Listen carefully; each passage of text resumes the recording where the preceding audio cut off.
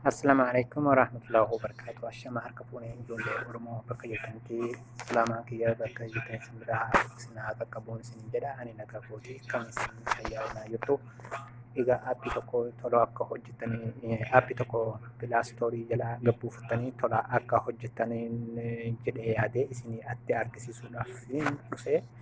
Egaa aappicha kana akka itti hojjettanii tolaa bilaashaa jechuudha rasiida tokko malee yookaan maallaqa tokko malee tola akka hojjettan isiniif hojjetu ijoollee biyya Saawudii Arabiyaa keessa jirtaniif innis sim kaardii moobaayila warreen sawaa qabdanis zeen qabdanis hundumarratti akka tola isinii hojjetu isin argisiisa jedhee yaada inshaallah. Egaa aappichaas akkanatti buufattanii egaa pilaastoora jala dhaytanii pilaastoora jedhanii pilaastoora jala dhaytanii aappichi isa kanaa jechuudha. Aappichi isa kana egaa ani gabbuusee waan hin jiruuf daawunlood godhee waan hin jiruuf daawunlood hin ta'u egaa isin akkanatti daawunlood godhatanii jechaadha. Irraa hin deebi'anii irraa deebi'eetti akkaataa itti fayyadamtan isin argisiisa. Egaa ani kunoo gabbuusee jiru kana irra hidhatanii jechaadha. Hogguu kanatti isin gabbu'ee booda akkas dhoowwatanii as fidanii jechaadha. Kunoo kana argitanii miti. Xiyyaara fakkaatu kana qaama isa xiyyaara fakkaatu kana argitanii kanaaf bakkuma kana jira jechuudha. Akkuma kanatti kun alaabaa Yuunaayitid Isteets kan gubbaa Niiwoorkii kan jiru kana itti mul'iftan akkasumatti jechaadha. Isa kana gad dhuftanii konnekshin meelii kan jiru kana jala isaa kana jiru argitanii miti. Isaan hogguu gad dhoowwatanii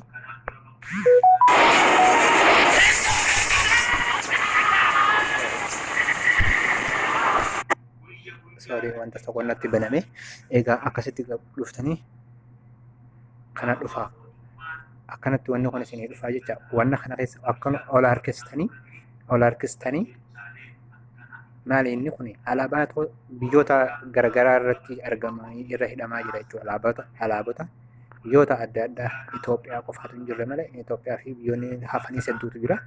Egaa biyyoota baay'een biyyoota adii warra Ameerikaa fi akkasumas Biraaziil biyyoota Suuriyaa biyyoota Arabaa kanatu jira. Egaa ijoollee Saawudii Arabiyaa keessatti jiraniif agarsiisuudhaaf hin dirqamanii. Egaa direct internet isaa kan jiru argisiisa jechuudha. Direct internetiin kun egaa kallattiidhaan tola kan hojjetu jechuudha. Akka feetanitti egaa isin akkanatti ol harkiftaniiti biyyoota jirtan kana ni jirtan alaabaan kun ni jira. Egaa kaasaa yookaan zeenii yookaan fi moobaayila firii isa jiru kanarratti warreen shari'aa moobaayila qabdaniif yookaan zeenii qabdan irratti jechaadha. Gadhoo itti ammaan isa kanarratti dhawadhee jira. Isa kanarratti hoggana kan dhawadhee jiru kana tola na hojjeta. Amma isinitti argisiisuuf irraan deebi'a. Zeenkaas moobaayilaa kanarratti zeenkaasaa yookaan zeenii jechuudha. Kaasaa yookaan zeenii jechaadha. Yookaan moobaayila shari'aa warreen kana qabdanii tola maallaqa tokko malee faadii jechuudha. Kaardii tokko osoo hin qabne tola isin hojjetaa jechuudha. Iimoos, yuutuubii, feesbuukii waa hunda barbaadanii waa'ee wanta onlaayinii irra jiru hundi ni hojjetaa jechuudha. Jabaa isaatiin maas. Egaa yeroo kana ammas sawaa irrattis akkasuma hojjeta jechuudha. STC yookaan sawaa irratti warri qabdanis akkasuma hojjeta. Sanumarratti dhooftan. Ani imma shari'aanii nan qabu shari'aa zeeniidhaaf fi moobaayilaa waan hin qabuuf isa kanarratti godhadha jechuudha. Amma kaasaa yookaan moobaayil firii isa hojii kanarratti yeroo dhawadhu naaf dhufee jira jechuudha. Akkanatti naaf dhufee jira jechuudha. Naaf hojjetaa jira yeroo kana baay'ee na hojjetaa jira. Nama gammachiisa. Egaa ijoollee Oromoo hashamaa akkasiin isin jala yuutuubii kana yuutuubiin kun haarayaa ammaan hojjedhe kana boodas aappota garagaraattiin isin argisiisa jedheen keessa deemee ilaalaa jira. Aappii tokko arkee jira kan biraatis kan amma ijoollee Saawudii Arabiyaa keessa jiran maallaqa warra maatii ofii dubbisu barbaade jechaadha. Maallaqa muraasaan biyyattii dawwaltee jechuudha. Kallattiidhaan bilbila daqiiqaa 300 Itoophiyaa haasofta. Biyyoota Hindiinis Paakistaanis akkasitti wanta irratti barreeffamee jira.